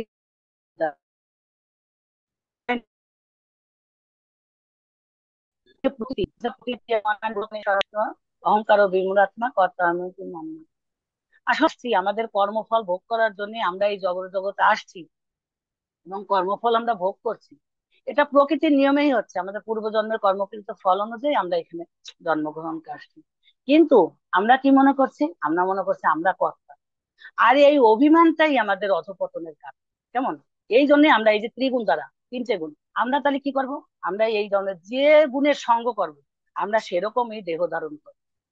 আমরা যে রূপ যে গুণ যার সাথে সঙ্গ করব কিরকম ধরেন, একটা মানুষ ধরেন দেখা গেছে কি, চিন্তা করেন যে এই যে সারাক্ষণ আছে না বড় লোকের ইসে আমরা দেখি কি, কুকুর পালে, কুকুর নিয়ে থাকে, কুকুর নিয়ে খাওয়ায়, কুকুরে স্নান করায়, কুকুরে সারাক্ষণ তার প্রায় কি থাকে, সবসময় কুকুর থাকে।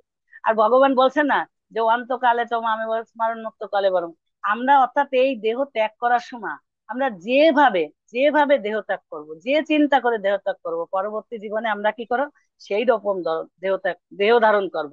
আর এটা প্রকৃতির নিয়ম হচ্ছে যে আমরা বাধ্য হয়ে এই দেহ ধারণ করা। কিন্তু ভগবানের ক্ষেত্রে এটা না, কিন্তু ভগবান কিন্তু বাধ্য হন না, কারণ প্রকৃতি ভগবানের দাসী, সেই প্রকৃতি ভগবানেরই কয় না।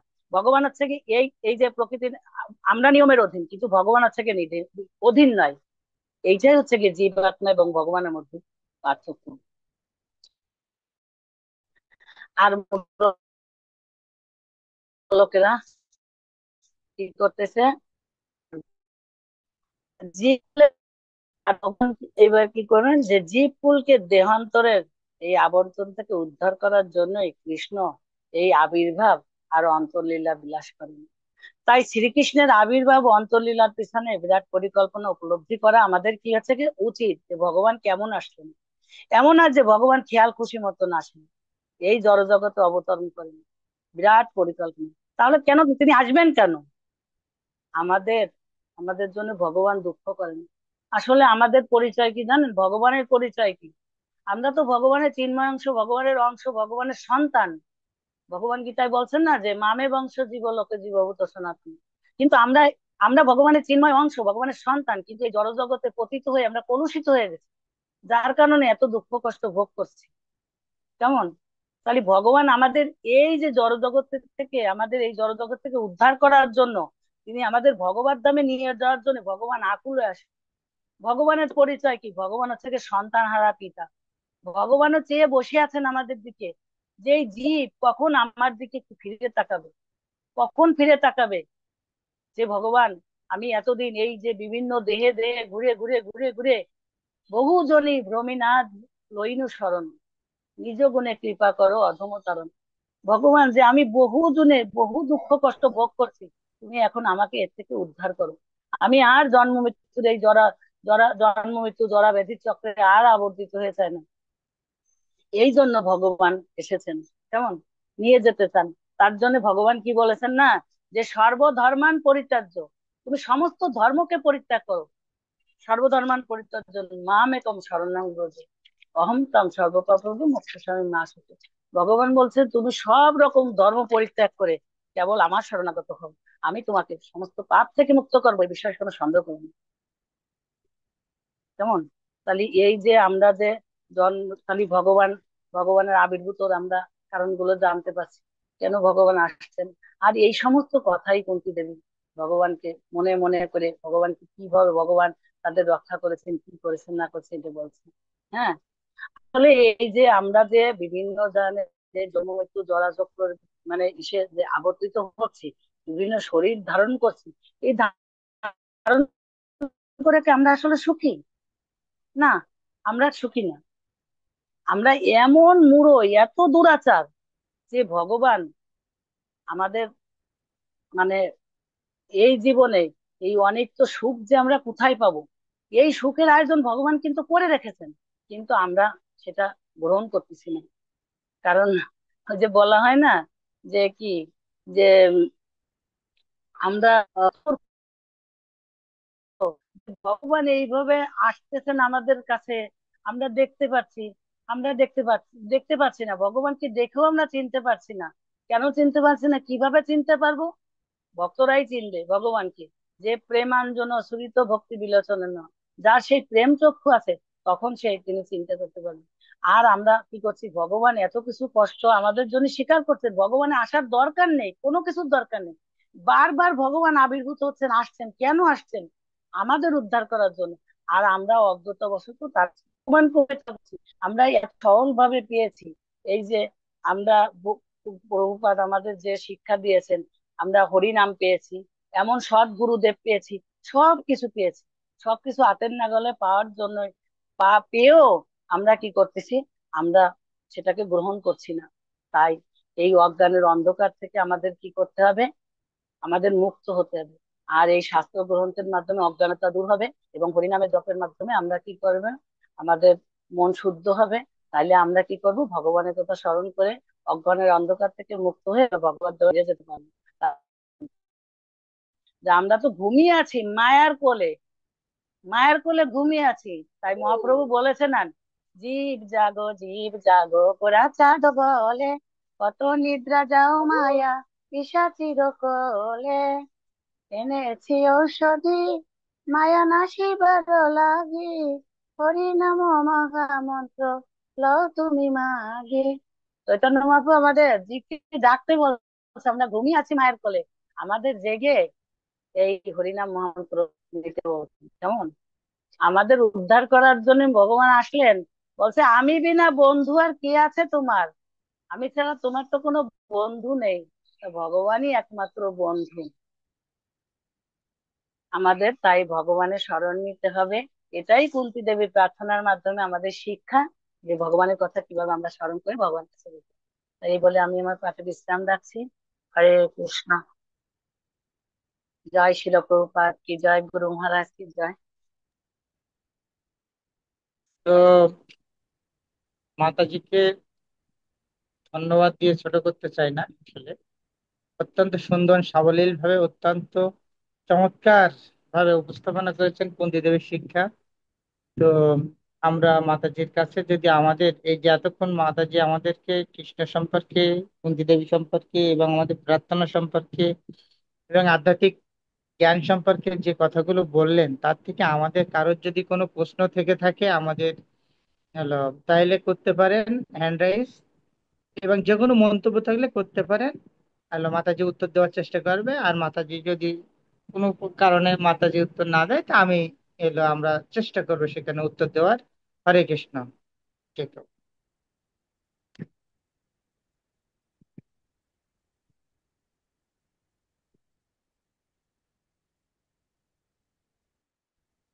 অজয় পুরুষোত্তম প্রভু, আপনি হ্যান্ড রাইজ করেছেন, আপনি ওই মিউট করে কথা বলেন।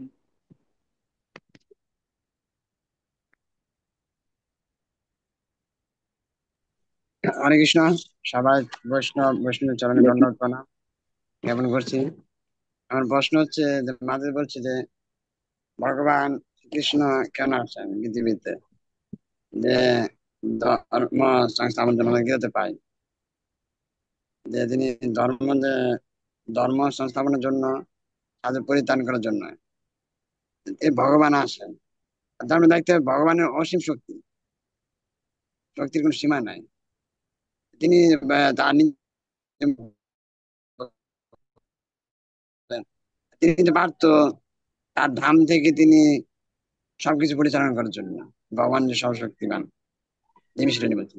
তিনি যদি পারতো, তিনি তার চোখ একটা ইশারার মাধ্যমে তিনি যত যে অসুর, ভগবানের যে মানে না ধর্মরা, তাদেরকে ধ্বংস করার জন্য কেন তিনি নিজে অবতীর্ণ হন, সে বিষয়ে তিনি বলতেন। আমাদের বুঝতে পারছি প্রশ্ন। হরে কৃষ্ণ হরে কৃষ্ণ। মাতাজি প্রশ্ন। হ্যাঁ, শুনতে পেয়েছেন হ্যাঁ, প্রশ্নটা? হ্যাঁ, আমি যতটুকু বুঝতে পেরেছি, যদি না পারি আপনি বলে দেবেন, কেমন? হরে না না, কৃষ্ণ। বলেন বলেন। খুব হ্যাঁ। সুন্দর প্রশ্ন। খুব সুন্দর প্রশ্ন। আসলে ভগবান যে তিনি পারতেন তার এক ইশারায়, কারণ ভগবানের অচিন্ত শক্তি, তাই না?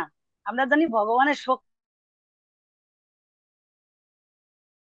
অচিন্ত।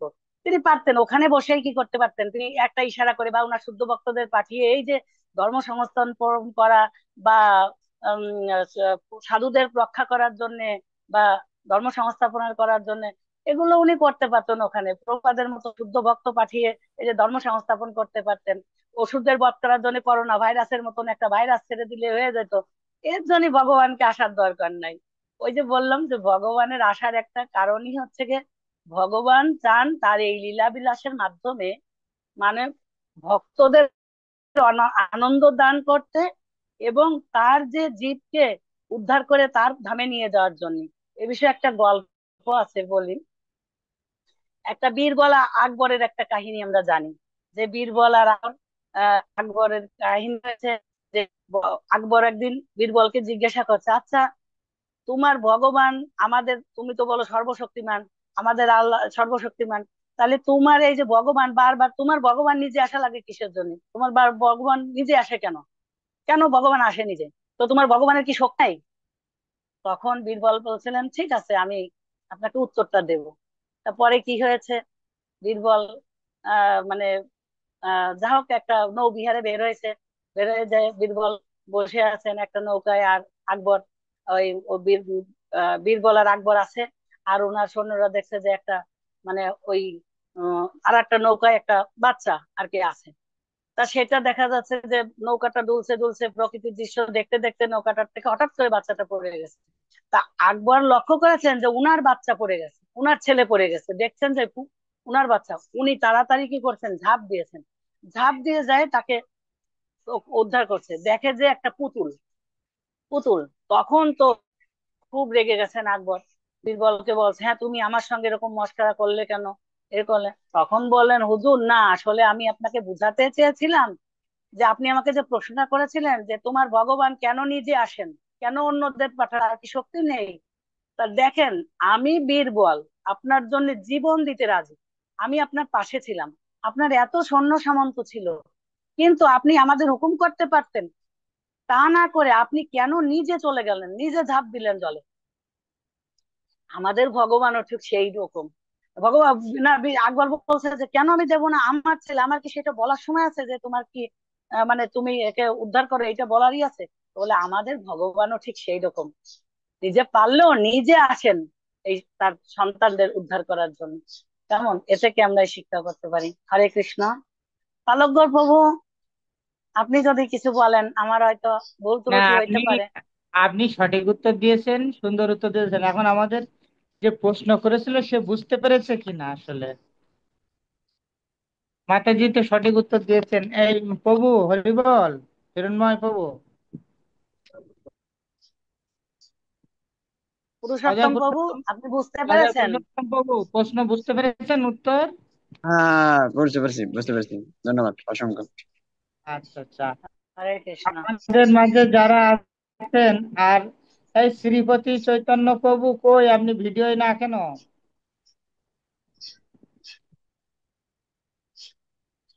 তবে চৈতন্য গৌর প্রভু ভিডিও না কেন? এখন তো দেখা দেন একটু। হরি বল।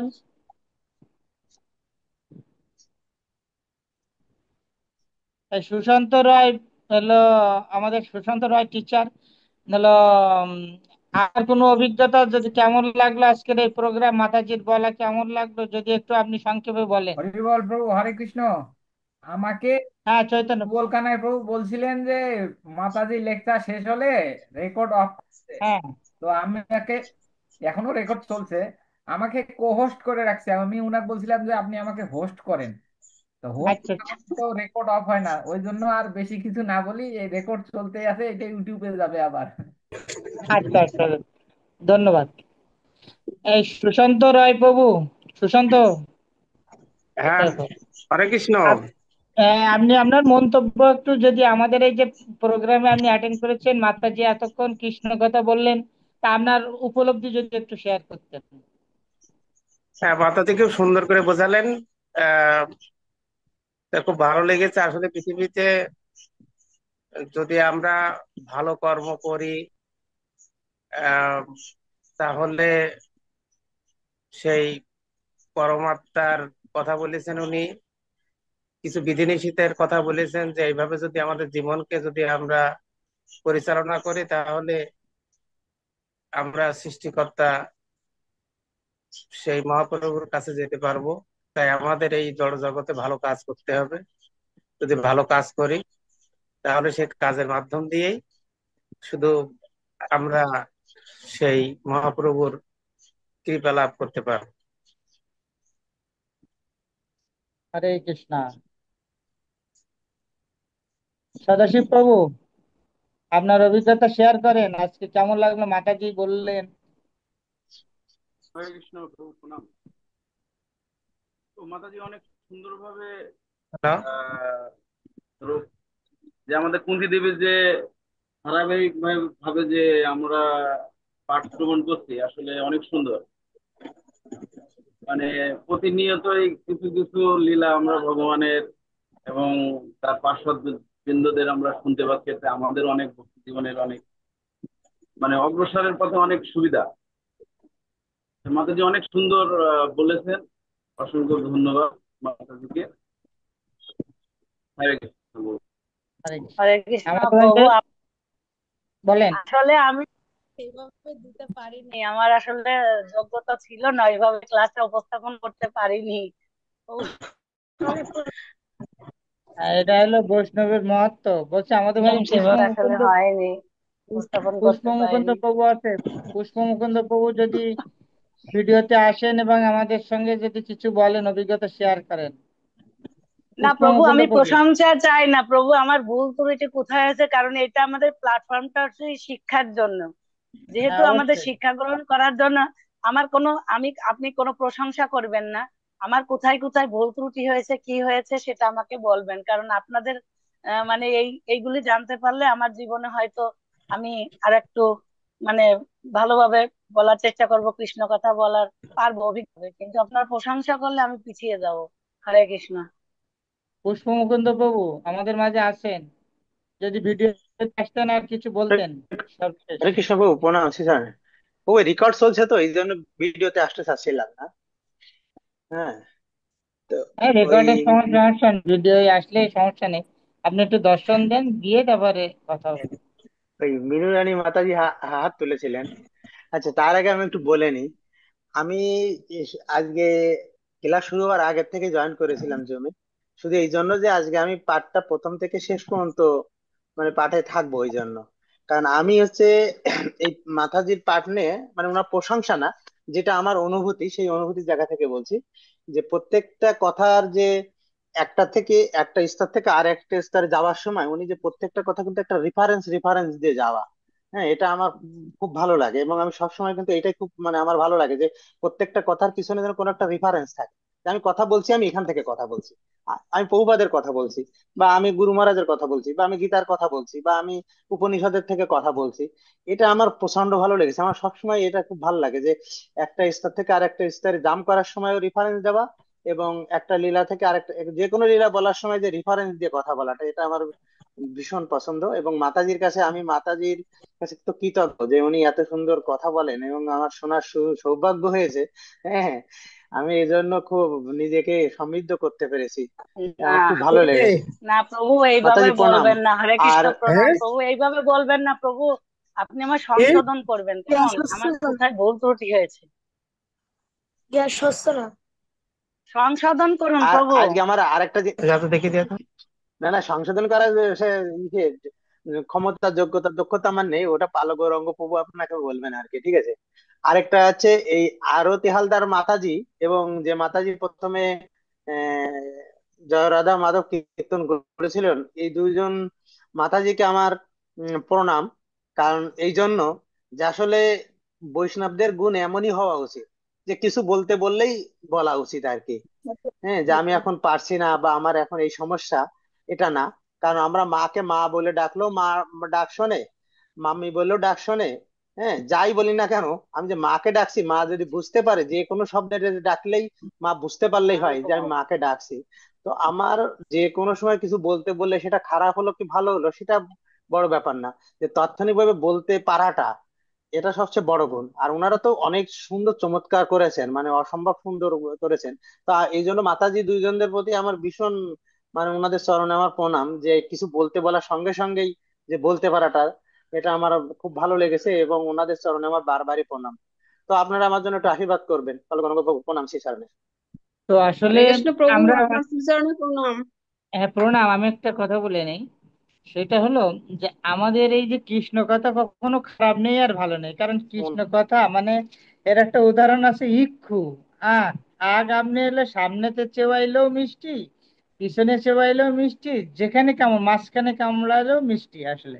সেই জন্য কৃষ্ণ কথা হয়তো বলার ভিতরে আমাদের অনেকের অনেক রকমের এলো, মানে একেবারে স্টেপ বাই স্টেপ অনেক সময় নাও হতে পারে, তাই যেহেতু এটা কৃষ্ণ কথা, এখানে সবসময় এখানে কোনো কোনো রকমের হলো তিক্ত থাকে। তো সেই জন্য কৃষ্ণ কথা সবসময়। কত তো মাতাজি কি দাম, বলতে চাচ্ছিলেন যেন বলেন। দাদার বই আরতি, সম্পর্কে। আরতি মাতাজি কিছু একটা বলতে চাচ্ছিলেন। হরে কৃষ্ণ প্রভু, বলছি যে, আপনাদের চরণে শতকোটি প্রণাম। আর আমি আহ, যেটুক মঙ্গল আচরণ করছি সেটা আমার কৃতিত্ব নয়, এটা হচ্ছে গুরু মহারাজের কৃতিত্ব। সেইটা আমি তার তার কারণেই আমি হয়তোবা ওইটুক বলতে পারছি, আমার সেখানে কোনো কৃতিত্ব নাই, হ্যাঁ, তার কৃপার জন্য। আপনি তো সুন্দর বলেছেন এবং অত্যন্ত চমৎকার বলেছেন। আমি তো সেই কথা পুষ্পমুকুন্দ বাবু বললেন যে আমাদের মানে যখনই কিছু বলতে বলা হবে যেন আমরা বলতে পারি, এই হলো আমাদের অভিব্যক্তি হওয়া উচিত। হ্যাঁ, হ্যাঁ, সেই।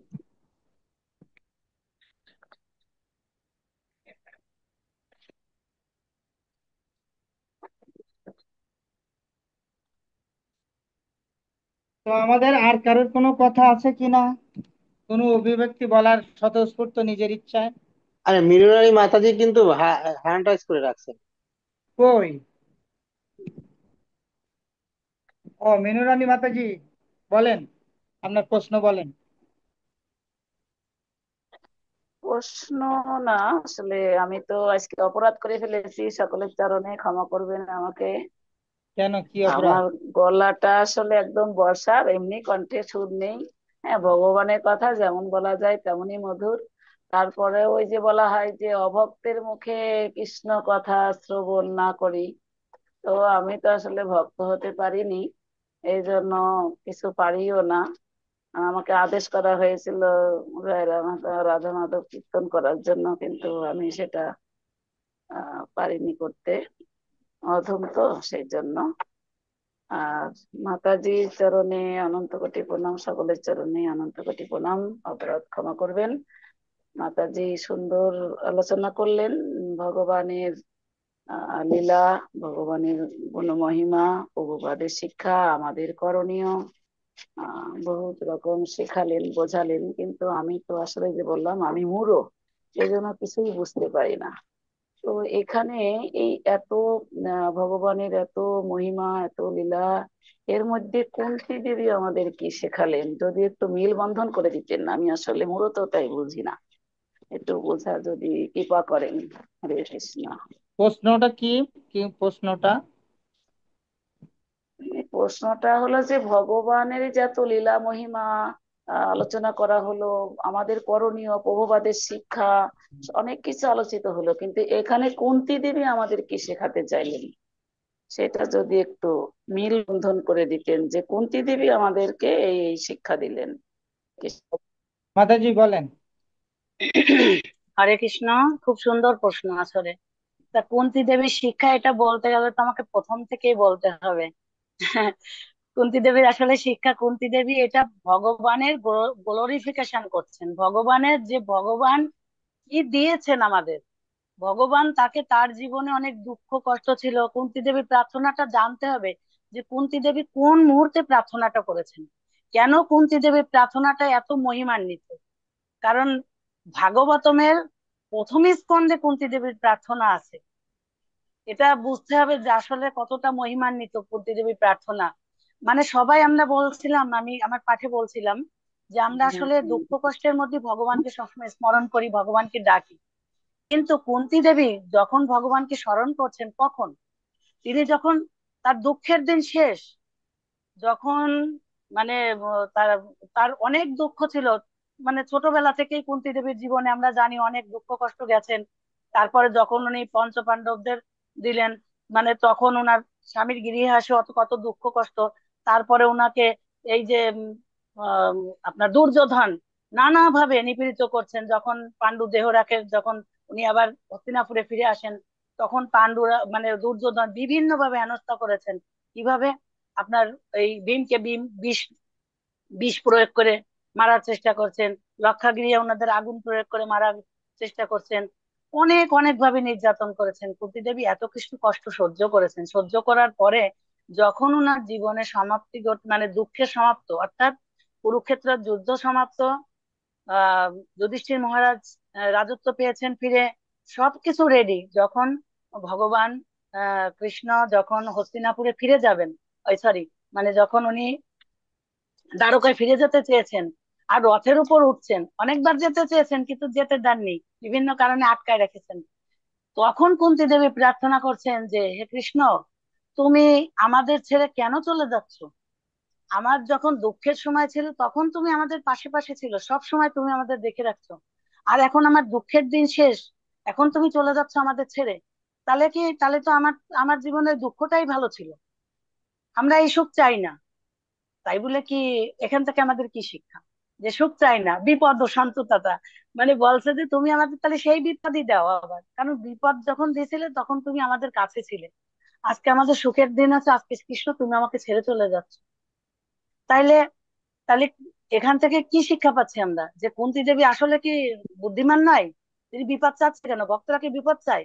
আরে না, বিপদ চাইলে তো আমরা বিভ্রান্ত হয়ে যাব, বিপদ দিলে তো আমরা সহ্য করতে পারবো না, কারণ ভগবানকেই ভুলে যাব। আমরা কষ্ট ভগবান দিলে তাই আমরা সহ্য করতে পারি না। কৃষ্ণকে তো কেন তুমি আমাকে এটা দিলে ওটা দিলে অভিযোগ করি ভগবানের বিরুদ্ধে। কিন্তু মহারানী, কুন্তী মহারানী দুঃখ চাচ্ছে, এর ভাবটা বুঝতে হবে উনি কোন ভাবে পরিপ্রেক্ষিতে বলেছেন। কারণ আসলে ওনার উদ্দেশ্য ছিল উনি দুঃখ চাননি, উনি চেয়েছিলেন যে ভগবান আমার সঙ্গে থাকুক, ভগবান যেন আমাদের ছেড়ে না যান, এটাই উনার মেন উদ্দেশ্য ছিল। অর্থাৎ মানে ভগবান কি রাখে, সুখে রাখুক দুঃখে রাখুক, মানে যেভাবে রাখ না কেন, অর্থাৎ সুখে দুঃখে যিনি হলো কি সমভাবে কৃষ্ণকে রাখতে পারেন, কৃষ্ণ স্মরণ গ্রহণ করতে পারেন, আমাদের উচিত কি আমরা যে পরিস্থিতিতে ভগবান আমাদের ঢালুক না কেন, আমাদের উচিত কুন্তী দেবীর শিক্ষা থেকে যে আমরা ভগবানকে যেন স্মরণ করতে পারি। ভগবান যেখানে দেখো, এই যে জন্ম দিয়া বিভিন্ন কুলে আমার আমার কর্ম, বলছে না নিজ গণ গণ ভক্তিবিনোদ ঠাকুর দিয়েছেন, নিজ কর্ম গুণদোষে যে যে জন্ম পায়, জন্মে জন্মে জন তব নাম ও গুণ গায়। আমি যে জন্মই পাই না কেন তোমার নাম যেন গুণ গানতে পারি, এইটাই হচ্ছে কি ভক্তের মনোভাব, ভক্ত এইটাই চাই। কেমন? আরো কুন্তী দেবীর অনেক শিক্ষা আছে, অনেক যেগুলো শিক্ষা আমাদের প্রত্যেকটা শিক্ষা আমাদের, তাই তো প্রভুপাদেরও এত প্রিয় কুন্তী দেবীর শিক্ষাটা। তাইলে এইখান থেকে আমরা মানে জানতে পারি আমাদের আসলে ভগবানের মহিমা কীর্তন করছেন উনি, ভগবানের মহিমা, ভগবান কি কি আসলে একটা কথা কি, আমরা আমাদের জীবনে কি করতে পারি এই কুন্তী দেবীর শিক্ষাতে, যে আমরা হতাশা হয়ে যাই না একটা কাজে, যে আসলে কেন আমার জীবনে এরকম ঘটলো, দুঃখের সময় কেন এমন ঘটলো, কেমন ঘটলো, ভগবানকে দোষারোপ না করে তখন আমরা চিন্তা করতে পারি আসলে ভগবান আমাকে কি কি দিয়েছেন। ভগবান কি দেননি সেটা চিন্তা না, আমাকে চিন্তা করতে হবে ভগবান আমাকে কি কি দিয়েছেন। যে ভগবান আমাকে দেখেন, আমরা এই ভৌতিক ভৌতিক জগতের মধ্যে আধ্যাত্মিক এত কিছু পেয়েছি, আমরা সেই রকম পরম গুরুদেবের মানে সেরম একজন শুদ্ধ ভক্তের গুরুদেবের সান্নিধ্যে আসতে পেরেছি, প্রভুপাদের মতো এমন একজন মহান ভক্তের আশ্রয় আসতে পেরেছি, আমরা তার শিক্ষা পাচ্ছি, এই যে গীতা ভাগবতম বিভিন্ন শিক্ষা, আমরা জড়জগৎ থেকে কিভাবে উদ্ধার হবো তার বিভিন্ন পন্থা প্রয়োগ করে গেছেন ভগবান, বলছেন না যে শাস্ত্র গ্রন্থের মাধ্যমে আমাদের প্রয়োগ করেছেন। তাহলে এইগুলি পেয়েছি কিভাবে? পেয়েছি প্রভুপাদের কৃপাতে পেয়েছি। আর এই যে আমরা ভক্তি জীবন যে পালন করতেছি, এটা কি আমরা আগে কত অমৈধ্য জিনিস খেতাম, কত কিছু জীবনে কত খারাপ আচরণ গুলি করতাম, কিন্তু আমাদের আচরণ কি এখন শুদ্ধ হয়ে গেছে না? অনেকটা শুদ্ধ হয়েছে না? এই শুদ্ধতা লাভ করছি কি প্রভুপাদের কৃপায়। তাহলে আমি কি কি পেয়েছি আমার জীবনে, আমরা যখন সেইটা চিন্তা করব, তখন কিন্তু আমরা কি পাইনি সেই হতাশা থেকে দুঃখ থেকে ভুলে যাব। কেমন? হরে কৃষ্ণ। মাতাজি, আমি কি আপনাকে বুঝাইতে পেরেছি নাকি? হরি বল। হরে কৃষ্ণ। আমি আপনার হরে সঙ্গে কৃষ্ণ। হ্যাঁ প্রভু, হরি বল। সংক্ষেপে এক কথায় একটু একটা জিনিস যুক্ত করলে মাতাজি বুঝতে পারবেন। কুন্তী দেবীর শিক্ষা কি থেকে বলেন? আমরা এক কথায় বুঝতে পারি যে আমরা যেন আমার হৃদয়ের থেকে কৃষ্ণকে না সরিয়ে দেই, আমরা আমাদের হৃদয়ে কৃষ্ণকে যেন সবসময় রাখতে পারি। হুম। আমাদের উদ্দেশ্য তো কৃষ্ণকে আমাদের হৃদয়ে রাখা। হ্যাঁ। তাই এখানে কুন্তী দেবী বলছে যে তুমি চলে যাচ্ছ কেন, তুমি আমার হৃদয়ে থাকো। এখানে বিপদ চাওয়া মানে এখানে কুন্তী দেবী সবসময় কৃষ্ণকে তার হৃদয়ে রাখছে। তা আমরা যারা ভক্ত জীবন পালন করছি, আমাদের উচিত আমাদের হৃদয়ে সবসময় কৃষ্ণ যাতে থাকে, সেই জন্যই বিভিন্ন ভাবে কৃষ্ণকে প্রার্থনা করা যে তুমি আমার হৃদয়ে থাকো। এটাই কুন্তী দেবীর মেন শিক্ষা। মাতাজি হরে সেটাই বলতে চেয়েছেন। কি ঠিক হরে কিনা কৃষ্ণ। মাতাজি? হরে কৃষ্ণ, হ্যাঁ প্রভু, অবশ্যই। হরে কৃষ্ণ। আমি হয়তো হরে কৃষ্ণ। সেইভাবে বুঝাইতে পারিনি, এই না তো না, অনেক এইটাই তো সুন্দর, আপনি শুদ্ধটা, অনেক সুন্দর বলেছেন। শুদ্ধ করে দিলেন। আপনি তো প্রথমেই বলেছেন, কিন্তু আসার আমার মতো মানুষ মানে অধম তো, ওই যে বুঝতে পারি না। সবাই অনেক জ্ঞানী গুণী, বুঝে যায়, না না তাদের মাতা, কোনো প্রশ্ন থাকে না। কিন্তু হরে কৃষ্ণ। আসলে শোনার মতো মন নাই তো, এবং সেই তার কারো, ধারণ করার মতো বুদ্ধি সেটাও নাই। হরে কৃষ্ণ। হরে কৃষ্ণ। হরি বল, আর কৃপা কারো করবেন। কোনো যদি মন্তব্য থাকে আমাকে একটু বলবেন কৃপা করে, কোনো আর প্রশ্ন কারোর কোনো মন্তব্য। মন্তব্য আছে কিনা?